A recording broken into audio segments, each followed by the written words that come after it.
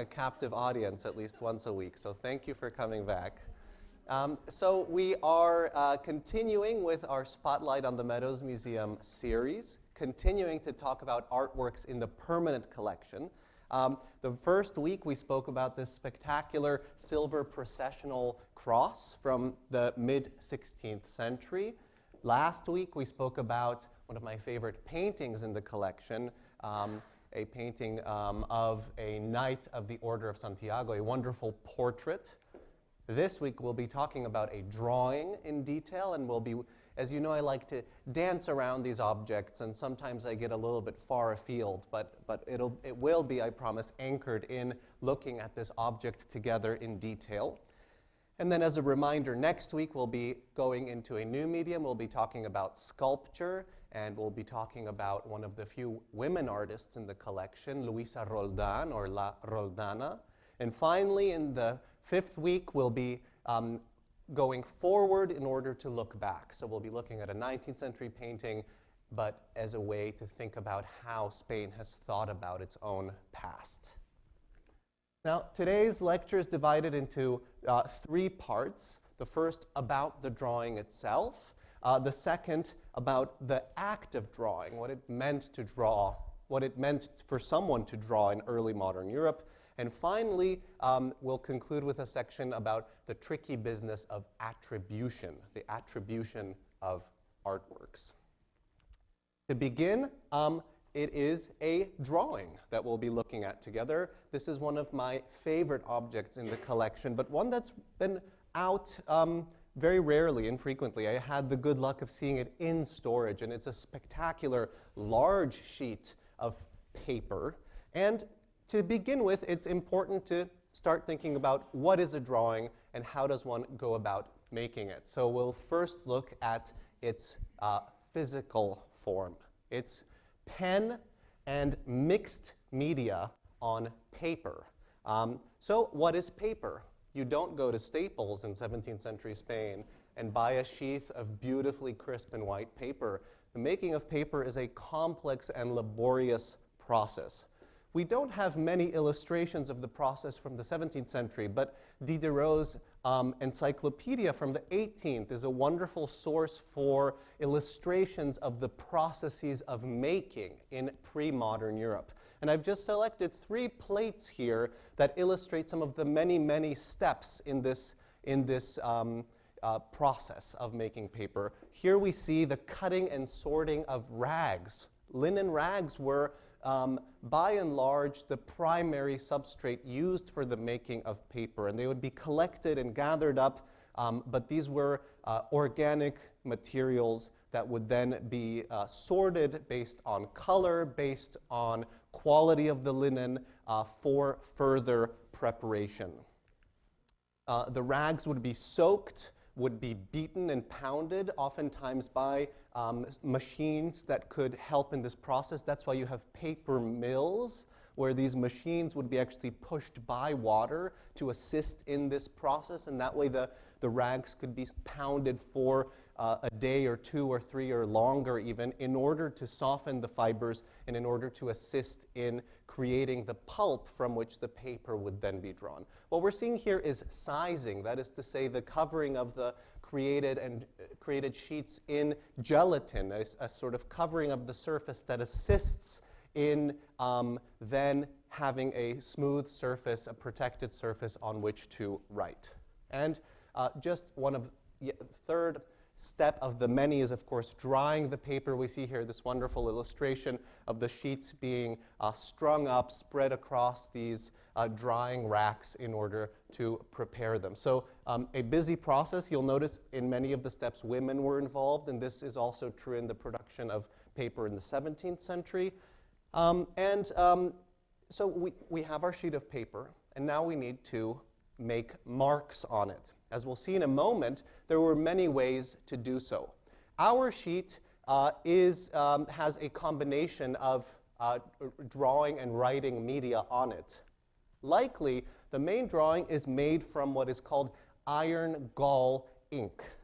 These are galls. Galls are the remainder of wasp eggs being laid in branches of trees.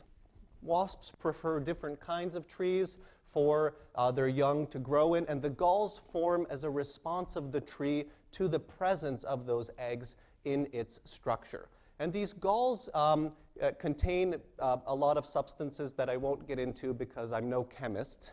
I wish I had been, but it was one of my worst subjects in high school, and I was glad to never again have to venture into it, so please don't make me. But basically combining the galls, soaking the galls in with heat would release these tannic substances, tannins that we all know and love from red wine. Water mixed with ferrous sulfate and gum arabic would produce what is, of course, we all recognize as black ink.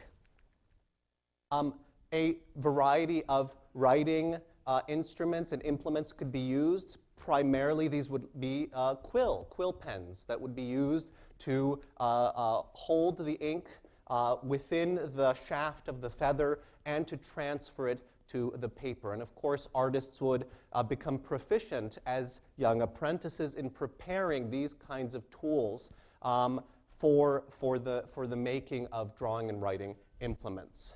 Now, iron gall has one bad quality, which is that it is corrosive.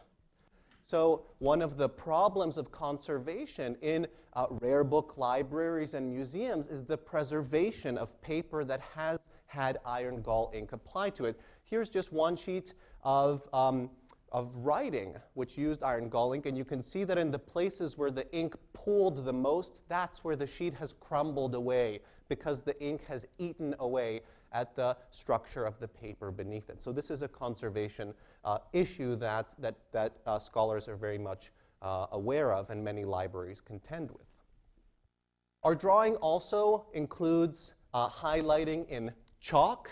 So the mineral that many of us are familiar with from writing on chalkboards, it hasn't changed much. There is some watercolor, as we'll see. So the use of pigments suspended in aqueous substance in water, and washes, that is to say, the same inks that are diluted with water in order to give the also a sort of more watercolory medium. Now, there were a lot of ways to draw in the early modern period. And one of the sources that I'll return to various times in today's lectures is this text. I'll be reading you a couple passages from it. This is Vicente Carducho's Diálogos de la Pintura, Dialogues on Painting, which he published in Madrid in 1633. Carducho was of Italian extraction, but became one of the most successful painters in 17th century Spain. Many Italian artists sought out their fortunes in the Iberian Peninsula, and he was, along with his brother, were very successful painters who descended from a Florentine family. Carducho wrote about the theory of painting, but also about the different processes that painting involved. And one of these processes was, of course, drawing. And here's what he says about the wealth of ways in which one could draw in the period. Scratches, so something like sketches. Scratches, sketches, and drawings are made on white paper with graphite, quill, with washes and with ink, indigo, soot, and other colors, and with feathered, grainy, or tinted pencil, or with black or colored pencil, or both held together. And we know that many artists actually drew in this way, holding two different colored crayons or pencils together in one hand in order to apply two strokes together. And with highlights in white chalk, gesso, or lead white, should the paper be tinted. This is another thing. Paper could be colored. Oftentimes you'll see blue paper, which can be brown or tinted with soot, blue, and other colors. And the highlight can also be in gold or silver. There are also drawings on blue paper made with dry colors called pastels. So you're seeing here that an artist who drew, and as we'll see later in the lecture, most every artist drew, although there were exceptions, there was a lot of knowledge to control. You had to have a lot of expertise in all of the media that were available. at the time. As you can see, there were many, many options to master. And of course, also, each of those required a laborious production process to even create the very materials of drawing. So if we look at our drawing, we can see many of these in practice, right? We can zoom in here on the central figure of the Virgin of the Immaculate Conception, and we can see that the artist has applied the ink, probably with quite a fine-tipped quill.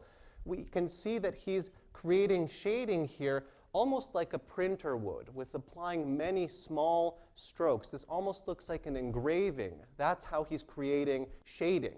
But he also has more tools at his disposal, so he's highlighting that further with a very pale blue watercolor to create an even greater sense of depth. We can also see here that this is where he's using the white chalk. So in some places, he's darkening the page with wash and with watercolor, and in other places, he's bringing the contrast up. He's making highlights in white chalk on top of the places that he's already left where we have the untouched sheet.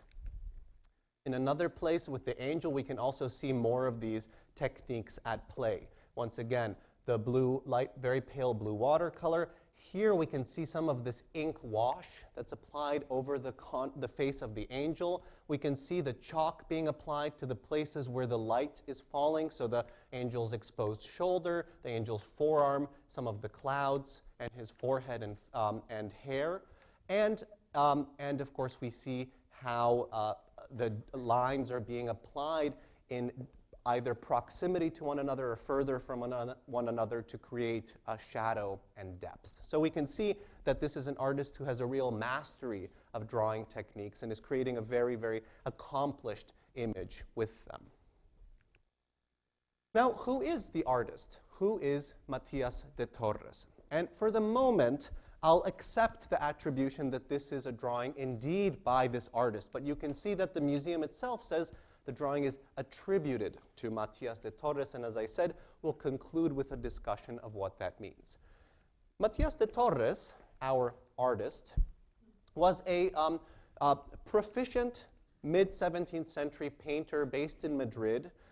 You may know the names of his more renowned colleagues, Claudio Coello or Juan Carreño de Miranda, both of whom are represented in our collection.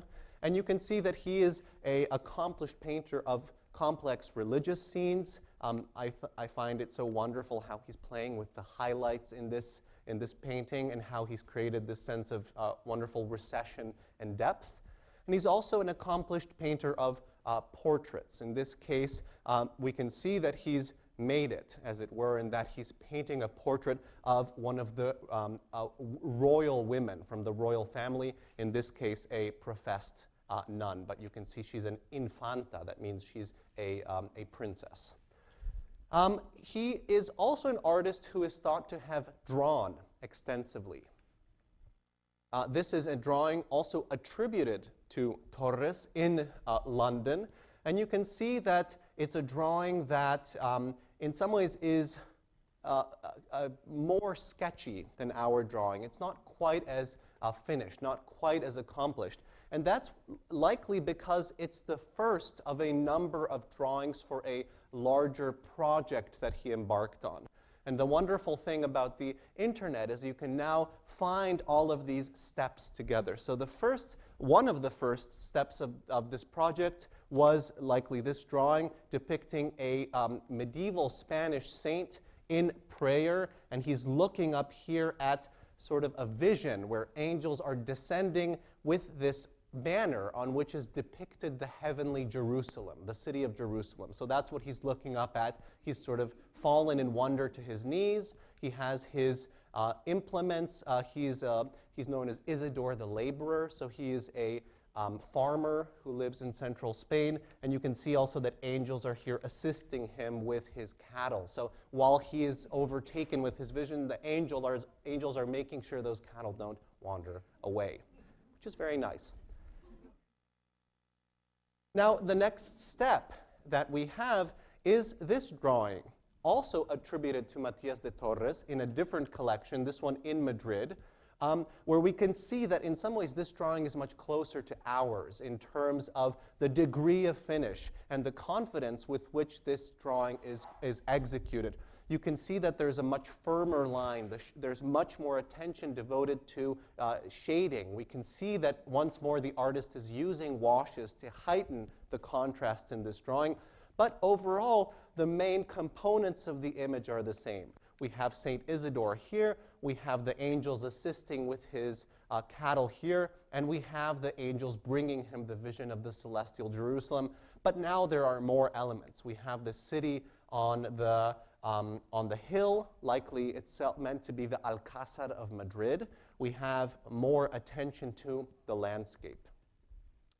Scholars have connected this to a print, a large-scale engraving that's in the National Library in Madrid that depicts the triumphal arch that was erected temporarily in the Puerta del Sol, the central square of Madrid, through which passed the new queen, the new bride of King Charles II of Spain upon her arrival in Madrid. So we see it's an ephemeral arch, an arch that was erected only for that purpose. And you can understand, we talked about the importance of processions in our first lecture when we talked about the Silver Cross. We can see the amount of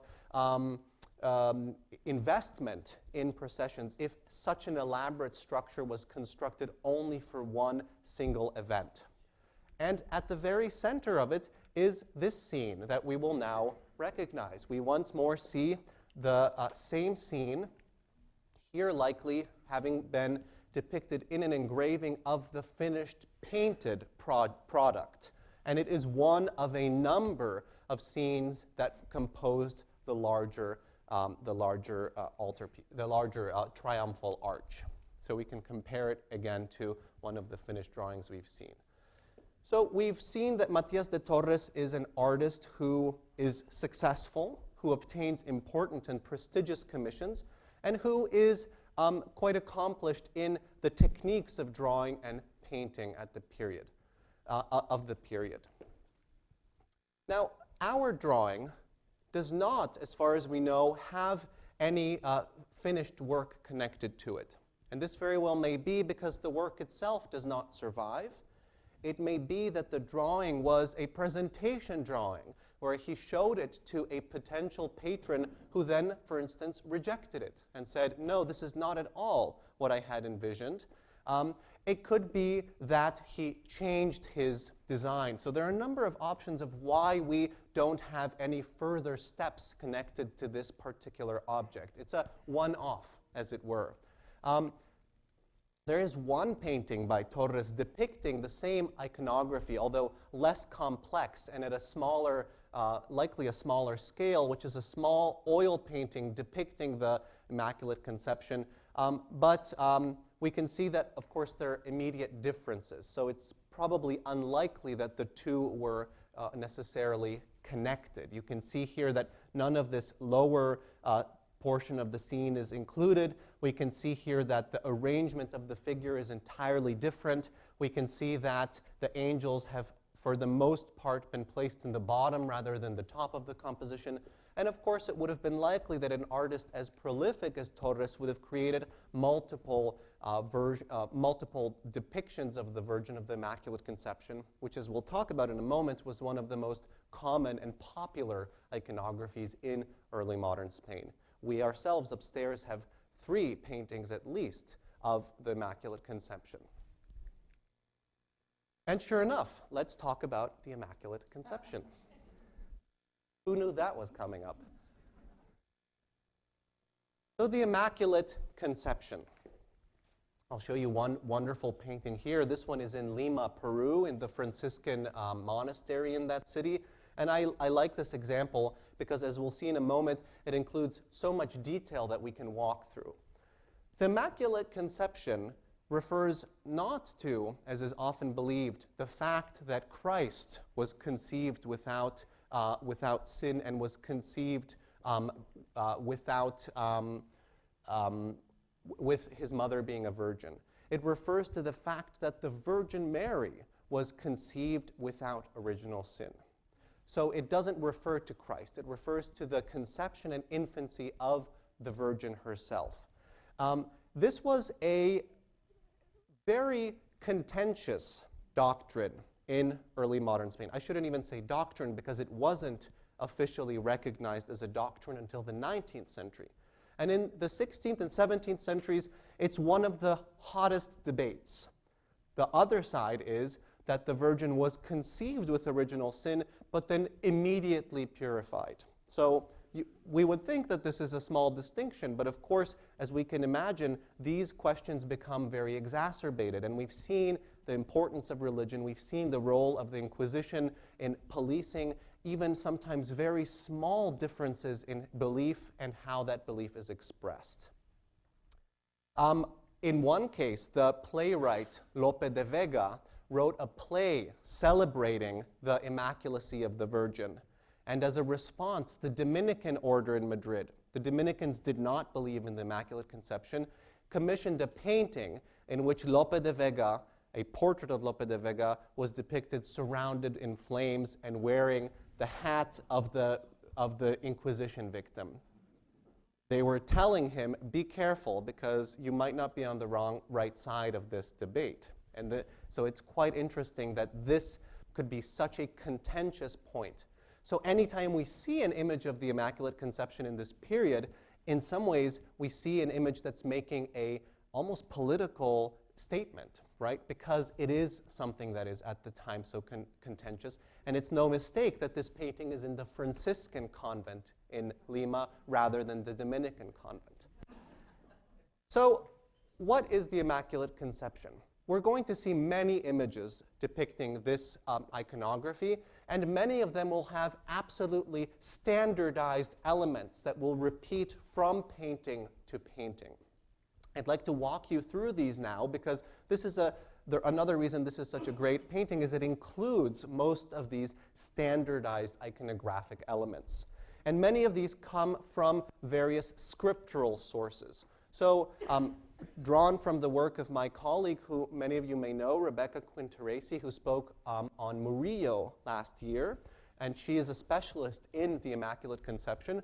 I want to walk you through what these scriptural sources are.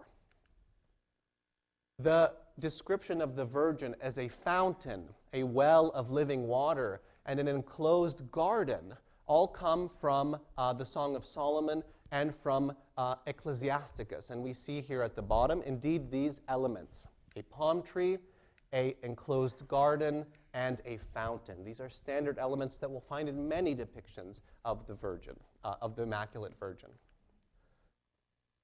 The description of her as a lily among thorns or a rose without thorns come from the Song of Solomon, and the other is actually an ancient symbol of the Virgin's purity. And indeed, we see both depicted here. So we see both the lily sprouting from among the roses, but of course the roses themselves could be understood as being without thorns. We have the Tower of David from the Song of Solomon and the spotless mirror. So you are without speculum sine macula, which is from the Book of Wisdom, and that's actually what the etymology of the word immaculate is. Sine macula means without stain.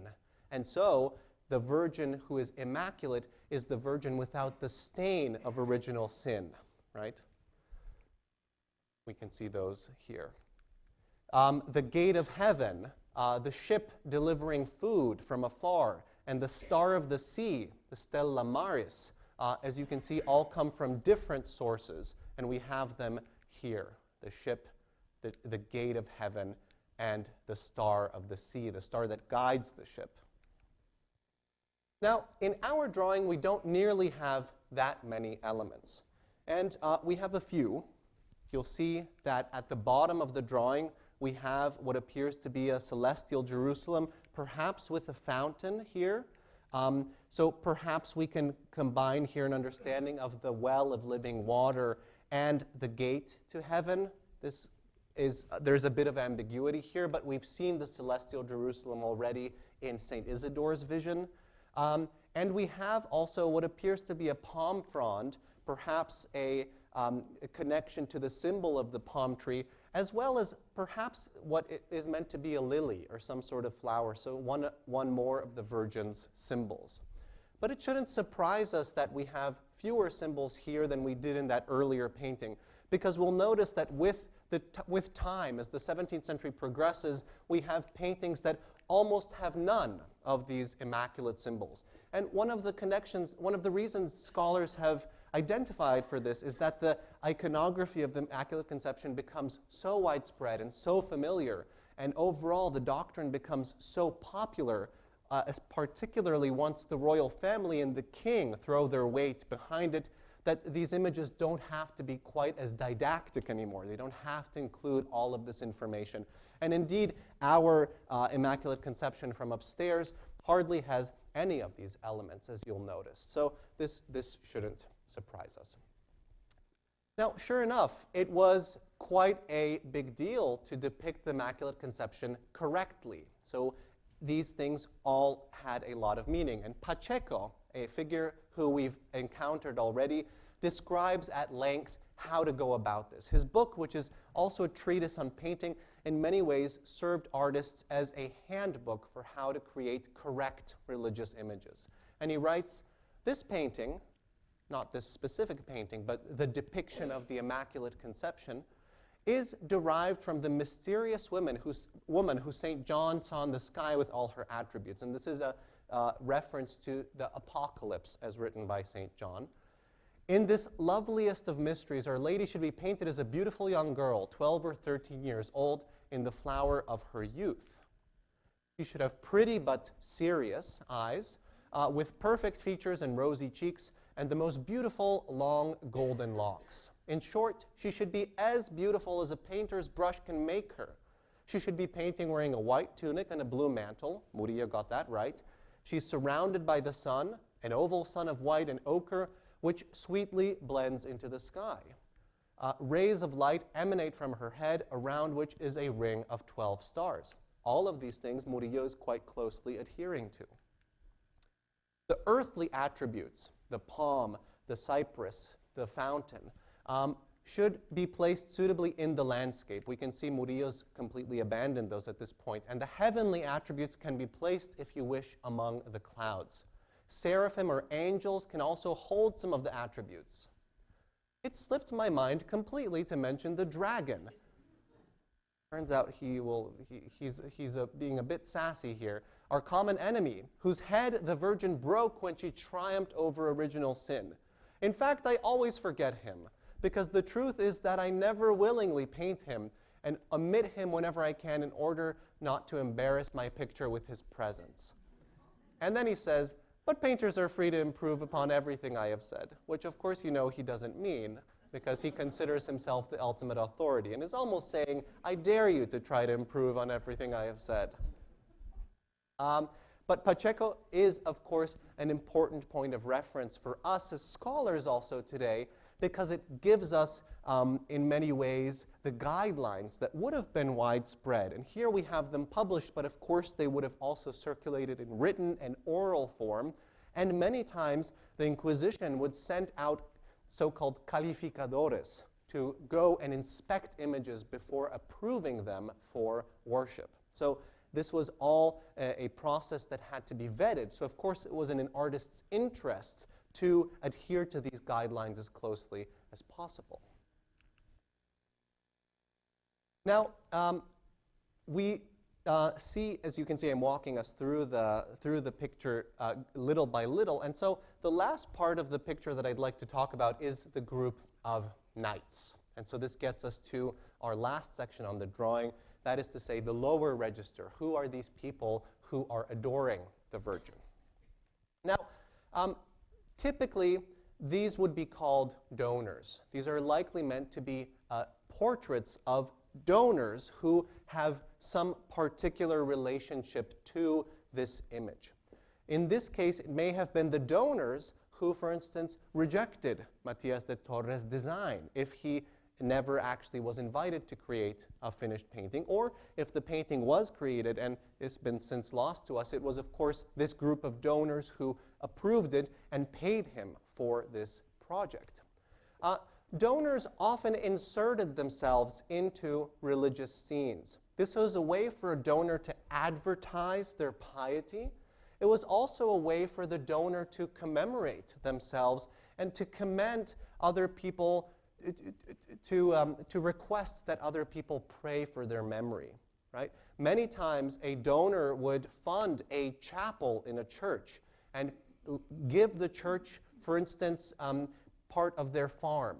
And the proceeds from the agricultural production on that farm would go to the church and would pay for the masses that would, by contract, be said in front of that painting for all eternity. In practice, of course, these kinds of contracts were, with time, often renegotiated, so to put it. But we'll often find depictions of donors. What I find interesting is that in earlier portraits, we find donors very clearly scaled differently. Artists make a point of making it very clear that the donors belong to a different sort of register than the holy figure. Here, there's no mistaking who the actual protagonist of the painting is. But with time, we'll see that those boundaries begin to blur. We'll see that donors and sacred figures are depicted with the same amount of verisimilitude, naturalism, and oftentimes in the very same space as the sacred figures who surround them. Sometimes artists and patrons will try to negotiate that and maintain some sort of distinction. One of my absolute favorite paintings of the 17th century is this one by a painter called Francisco Caro. And this is actually his only signed work, the only signed work we have by this painter, many of whose works we know were destroyed in the Spanish Civil War. But it's extraordinary to think about, in some ways, the trajectories of different artists and how much depends on chance in the name recognition that they have. Think of Velázquez, one of the most spectacular painters, but if all of his works had been lost in the Civil War, we shudder to think, the sort of household recognizability of that name would likely be very different. And I think it's clear that Caro was a highly accomplished, very original painter, and I love the solution of including the paintings of the donors as actual paintings that are being moved around and manipulated by the angels. It's very clear here that these belong to a different register and are different kinds of images than the sacred scene that surrounds them.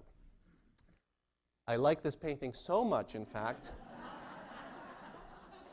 that I traveled to the town of La Coruña in Galicia, in northwestern Spain last year, in order to go see it. It's part of a program known as the Prado Dispersal, the Dispersed Prado Museum, because although it belongs to the Prado Museum, it's part of a program of sending artworks to regional museums so that the population of those centers doesn't necessarily have to travel to Madrid to see the Prado's collection. A wonderful program.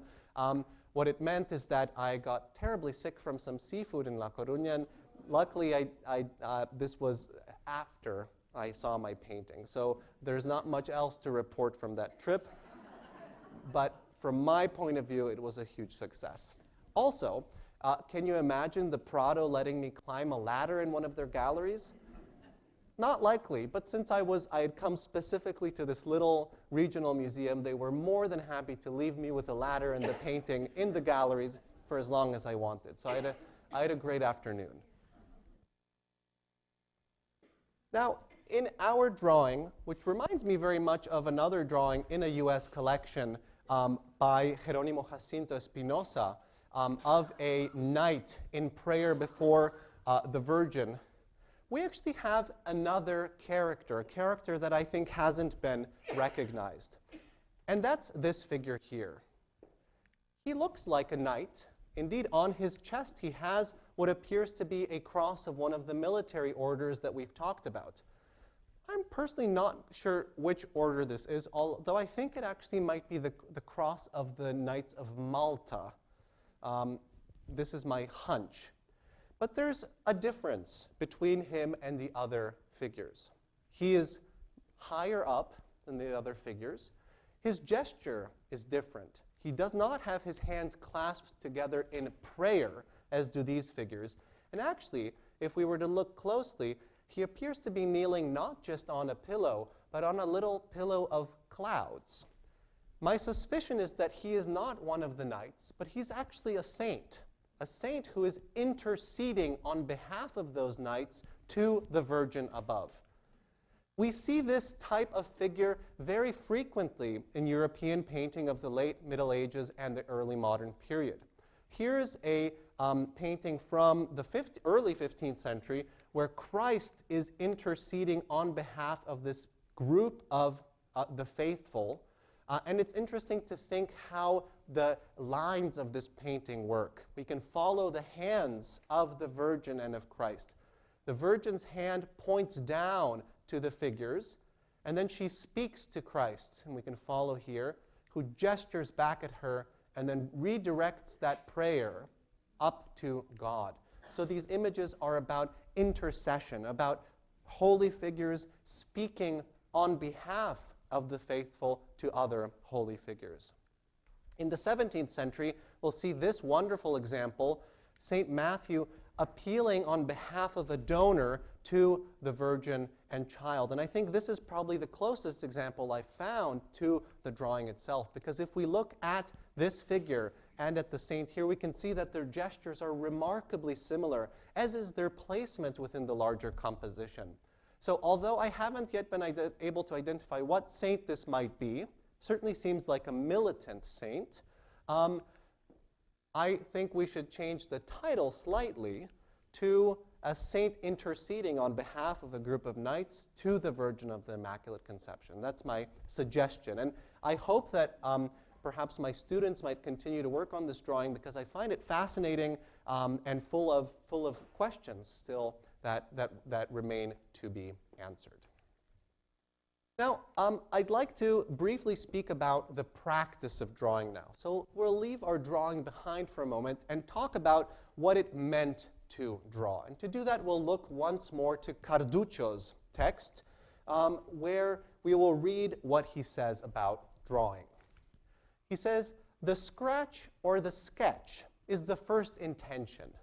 The drawing," where he distinguishes between sketch and drawing, "is finished, and they are sometimes made as large as the actual painting, and then they are called cartoons. Sketches can also be made in colors, and here the concept is the most important. Artists can also make outlines with no shading, and these are called profiles or contours or dintornos. These can be then transferred to canvas, panel, or wall, which is called transferring contours. On the other hand, tracing is when you place an oiled sheet of paper on a painting and you trace with a pencil on the paper the outlines that appear through the transparency. And this will be important. We'll see in a moment why. The master painter creates the outlines or the sketches, and he studies every part on its own, which he then combines in a drawing or a finished, expertly composed cartoon. He hands this and the other drawings to his apprentice, who traces the contours or transfers them using a grid onto the canvas or wall. The apprentice fills in the colors, and this is called to finish or to fill in. The careful master comes around to look and correct and advise with words and fix that which is incorrect when it does not align with what was drawn. Once the apprentice has finished, the master returns to retouch and perfect it. And this is the last step, and that which gives the painting its soul and where one can recognize its mastery. Now, this is crucial because it tells us an enormous amount about the practice of making art in the early modern period. And it reminds us also about the collaborative nature of the making of art. It reminds us that many of the artworks that we have upstairs are, of course, created collaboratively by artists working in workshops with art apprentices of various degrees working under a master artist who oftentimes would put the final finishing touches on a painting that he had perhaps only sketched or outlined at the beginning, created the concept for, and then potentially, as many artists did, but not all, signed. This, we'll see in a moment, also becomes a challenging aspect when we talk about attribution. Now, apprentices were crucial figures in early modern painters' workshops. And drawing was precisely the activity with which they were tasked most. This is how apprentices learned. Oftentimes, young boys, primarily boys, although very rarely girls too would be apprenticed, oftentimes in the workshops of, for instance, their fathers or their uncles, would spend years drawing. Oftentimes, apprentices would spend as long as 10 years before they were able to start working with actual paints. And we see here from a wonderful series of drawings at the Getty of the Zuccaro brothers. Federico depicts his younger brother Taddeo drawing. And we see here a crucial element of the practice of drawing, which is the copying of existing artworks. Both paintings, but also, especially if you had access to them, Greek and Roman antiquities. And we see here Taddeo studiously bent over his sheet of paper, drawing from this sculpture, which many of you will recognize as the famous Roman sculpture of the Laocoon. You can see here that you can see the three figures. You can see the serpents wrapped around them. This was the priest who famously tried to warn Troy of incoming doom and was strangled by sea serpents that emerged out of the sea as punishment from the gods. From the series of drawings, I love this sort of open mouth looking up at the ceiling above him. We see once more Taddeo copying Raphael's frescoes in the Villa Farnesina in Rome. And you can actually even identify which part of the fresco he's copying. We see here these figures, Ganymede and I believe Flora, although I'm not sure which deity this is, that we see reproduced here in the drawing. So it shows us that the copying of masterworks was a crucial element in the training of artists, copying and recopying. And when I mentioned tracing to you, one of Raphael's frescoes in Rome was so often traced through transparent sheets of paper that the church had to set up a balustrade because the fresco was becoming damaged from the amount of pencil that was being traced around it. And finally, in this drawing, probably the most famous of the spaces that we'll see is Taddeo copying Michelangelo's Last Judgment. And once more, we can find which portion of the fresco he's copying with the same figures here and there. And I love that it's almost as if we're sort of spying here on Taddeo, and he hasn't noticed that we're following him through his day across Rome of copying these masterworks. Now, many artists will depict this process, right? Young apprentices, young artists engaged in the practice of making, of drawing, and of learning from existing artworks. And this is going to be a crucial component. It's likely that someone like Matias de Torres also had a workshop in which young apprentices would have been left with him to train to become one day, hopefully, master painters on their own. And so when we look at his drawing and we think about the potential stages that that drawing may have been part of, going from a much more sketchy version to a finished version to potentially a painting, it's of course likely that apprentices would have also been involved in that process. I love this wonderful engraving which depicts the idea that although artists might use the same images as their sources, there's no controlling the human imagination. The human imagination will always produce differing results. As you can see here, we have what appears to be a sort of painter's workshop with multiple artists gathered around the central figure. If you've ever participated in a drawing class, it's sort of like being arranged with your easels around a central model. The model here, though, is Christ, right? So it's almost as if it's a vision of Christ. And we can see that all of the artists are producing slightly different kinds of images. Here we can see that they're using the face of Christ to paint different kinds of scenes from the life of Christ. But a different artist is actually painting something quite different. Although he looks at Christ, he creates a demonic figure, right? And this is in some ways what we talked about when we talked about the Inquisition, the Inquisition's project of trying to control devotional practices, but in some ways the impossibility of truly controlling how people are going to engage with sacred images that surround them.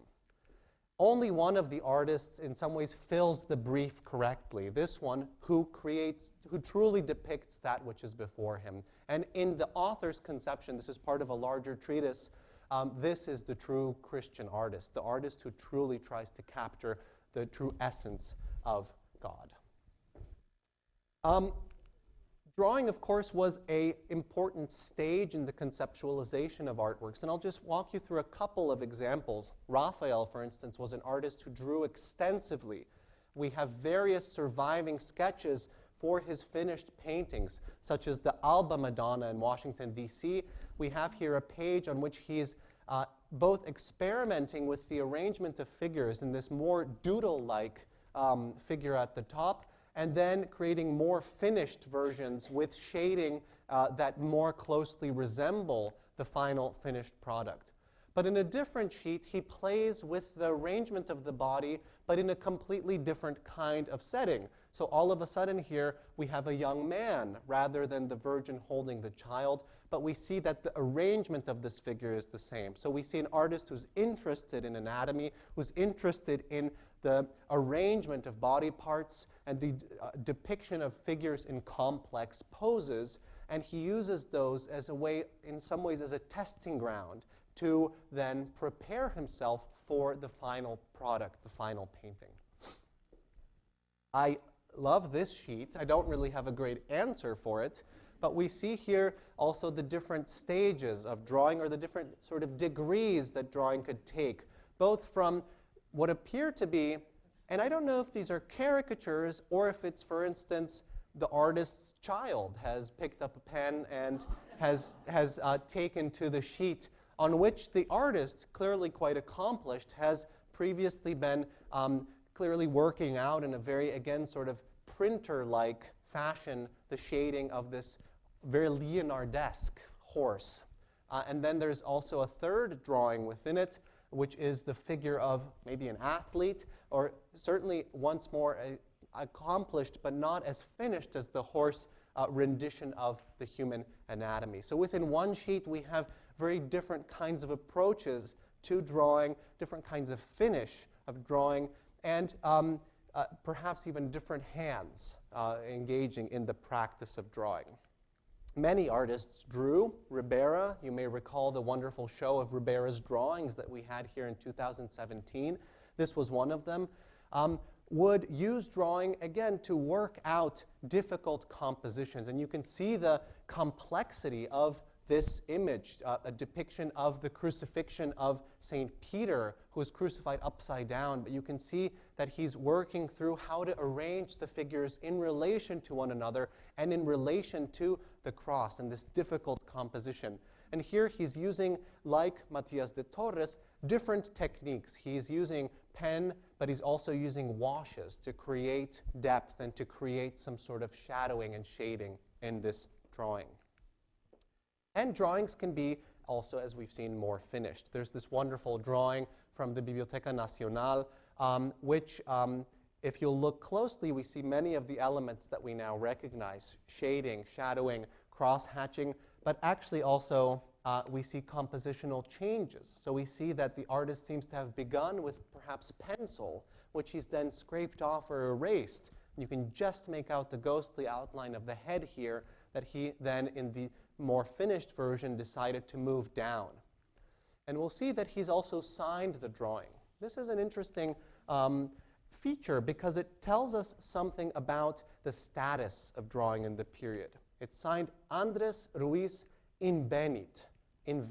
This is a standard form that artists use to sort of announce their authorship of a work and to announce that they are the people who are responsible for its conceptualization. And it tells us something that in this period, artists begin to approach drawing as a goal unto itself, that the drawing can be a finished, self-sufficient, self-standing art form. And artists will engage in the practice of drawing sometimes without the goal of creating a sketch or a design for a painting, but as an independent art form. And patrons in this time, too, will start to collect drawings precisely for that reason, with the idea that the drawing, more readily than the painting, can convey some of those qualities of artistic genius, of immediacy, of invention, of creation, that then get lost in the laborious process of creating a painting in oil on canvas. That the drawing, in some ways, is where artistic genius and creativity truly reside. We'll see in a second, though, that the signature is potentially quite problematic. And finally, I'll return just briefly to Matias de Torres to show you one detail of this drawing that I haven't talked about, which is, of course, the grid. And we read about this in Carduccio. This is, therefore, another good indication that this particular drawing had a very practical function. It was squared, and the grid was used with a compass to transfer this drawing onto probably a larger sheet, with each square being filled into a correspondingly larger square in the more finished drawing, and then by extension that could be done again to transfer it to the painting. This is precisely the kind of activity that apprentices would have taken part in and that would have been responsible for. Now, as promised, we get to this question, the question of attribution. And this is the last part of my talk today, the tricky business of attribution. Now, you might remember this painting, the infamous painting of the Salvator Mundi that sold at Christie's in 2017 with commission for $500 million. The story of this picture is quite interesting. It surfaced at a small antiques auction in New Orleans in 2007, where I think it was bought for about $10,000 to $15,000. So quite a good markup. What we see here is a painting that is, of course, the product of a very successful marketing campaign, of the fact that there are so few paintings that can be successfully attributed to the artist Leonardo da Vinci, and to the fact that it has certain characteristics that even Leonardo experts agree appear to place this squarely in that artist's orbit. I'm not interested in hearing whether this is or isn't Leonardo. That's not my intention here. What I want to do is to look at one of the responses that this painting garnered, because it tells us something about the ways in which artists and art historians and critics and scholars think about what it means to attribute something and how they go about doing that. This is the critic Jerry Saltz, who wrote an essay. Christie's is selling this painting for $100 million. They say it's by Leonardo. I have doubts, big doubts. In case it wasn't clear, he doesn't think it's by Leonardo. And I just want to show you one of the quotations from him. He writes, "Why else do I think this is a sham? Experts estimate that there are only 15 to 20 existing Da Vinci paintings. Not a single one of them pictures a person straight on, like this one. Renaissance masters were all about letting figures interact with the surface and the structure of the painting, curving space, involving the viewer in way more than an old-fashioned direct headshot. Leonardo never let a subject come at you all at once like this much more Byzantine, flat, forward-facing symmetry. No other Renaissance master was involved with Byzantine portraiture like this either. They were all pushing way beyond that then." It's an interesting argument. He's saying that we can use style to identify this as a painting not by Leonardo, but more than style, we can look at the historical moment in order to find out that this just doesn't square with what we know of that moment. He's saying the painting is too old-fashioned. It doesn't work with what we know of Renaissance art. The problem is, it appears that maybe he doesn't know a lot about Renaissance art. here's what he's referring to. This is a Byzantine painting of Christ, and you can very clearly see what he means by the sort of static, forward-facing, almost sort of archaic format that the painting has.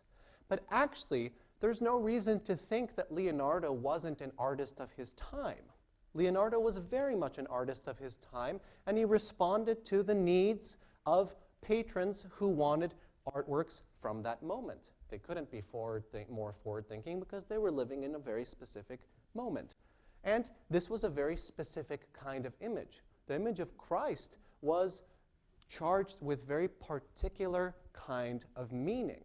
As we saw from the crucifix discussion, for instance, these kinds of objects were imbued with more than just aesthetic qualities. These objects possessed powerful, quasi-magical meaning to people. And also, there were many artists, both before and after Leonardo, who created just these kinds of images. It shows us that this format of the Salvator Mundi, Christ blessing the earth, is one that artists were actually very hesitant to veer away from because it was such an iconic, such a powerful type of image. We can see here, just going to flip through a couple of these examples where you'll see very quickly that this is something that many, many artists were doing right at around the same time. Here's El Greco, for instance. Here's Van Dyck, perhaps slightly more dynamic, right? And this is, of course, around 150 years later. So we can attribute something to a difference of taste and style, but nevertheless, still very closely adhering to the format of the Salvator Mundi. And so we can see that across time, we see a very, very strong adherence to that. So I don't mean to in any way discredit the work of this critic. What I mean to say, though, is that we need to have a firm understanding of art historical currents, but also of the fact that art history is not necessarily all about progress and change. Sometimes it's precisely about looking backward and adhering to these kinds of important authoritative models of ancient images. That can be actually much more compelling to people in the period than something that we might consider innovation or progress, right? Now, nevertheless, we as modern audiences are excited when a museum tells us that it has rediscovered an artwork. It has reattributed a painting to a particular figure. And oftentimes it will precisely be through this kinds of placement of a painting within larger historical currents. It'll be through an analysis of style, of the particularities of how an artist applied brushstrokes or something like that. And so, for instance, we'll see many examples over the past 15 years of paintings being or de-attributed to particular artists. Yale in 2010 announced that a painting it had had in storage for nearly 100 years was actually by Velázquez. Kingston Lacy in Dorset, one scholar announced that actually a painting that had long been considered to be a copy of Las Meninas by Velázquez was not a copy, but in fact was the original oil sketch to Velázquez's most famous painting. The book Velázquez Rediscovered was where Jonathan Brown described a painting that had long belonged to the Metropolitan Museum, but that had been thought to be by a follower of Velázquez as actually being by the artist himself. The Museum of Fine Arts in Houston now has cleaned a painting long thought to be a copier after Velázquez and are also arguing that it is an original by the master. The much missed great Bill Jordan, the first director of the Meadows Museum, who gave the Prado a painting, the Prado accepted it as an unpublished, unknown, and newly attributed work by Velázquez. Scholars have thought about Velázquez's drawings. How do we know a drawing is by Velázquez? How can we connect these drawings to that particular artist? And Girdley McKim Smith recently also died just a few years ago, was someone who very much analyzed the painter's paintings in relation to drawings that had various times been attributed to him. To leave Spain, Rayburn's famous skating minister, now not by Rayburn. Goya's Colossus, not by Goya. Right? Scientific analysis is now one of the tools that scholars will often turn to when trying to determine attributions or de-attributed paintings from particular artists. And if you happen to have a painting in the attic, if you think you might own a painting by Velázquez, well, you might be able to get a certificate of authenticity for it. Now, why? Why does this all matter? Well, of course, it's all about money, right? A Velázquez sells for $4.7 million. I don't think that if it were listed as follower of Velázquez, it would have reached that kind of excitement. But you never know. Perhaps someone would have tried to make a steal on it by seeing in it a Velázquez. This also happens too, and it's of course how various collectors very cannily try to find unidentified works. But of course, attribution is a very tricky question. Jonathan Brown, one of the great scholars of Spanish art, wrote, "Nothing is more subjective than the attribution of a painting. Nothing is more essential than the debate over authorship. Therefore, I invite readers to take advantages of the opportunity and draw their own conclusions." And he's writing about these two paintings here, which were recently part of a show at the Met. And actually, this painting was very recently re-attributed to Velázquez. So now the Met claims that this is a painting that was actually painted by the hand of the master. I'm very curious about this work at the National Gallery of Art in DC. This is a painting that was purchased and given to the gallery as a Velázquez, but it has since been demoted to a follower. And sure enough, we can see the impact that that has, because the painting is not on view. I have to say, though, it's a wonderful painting. I wonder if one day it will be reevaluated, right? And we can see also that these things come and go with time.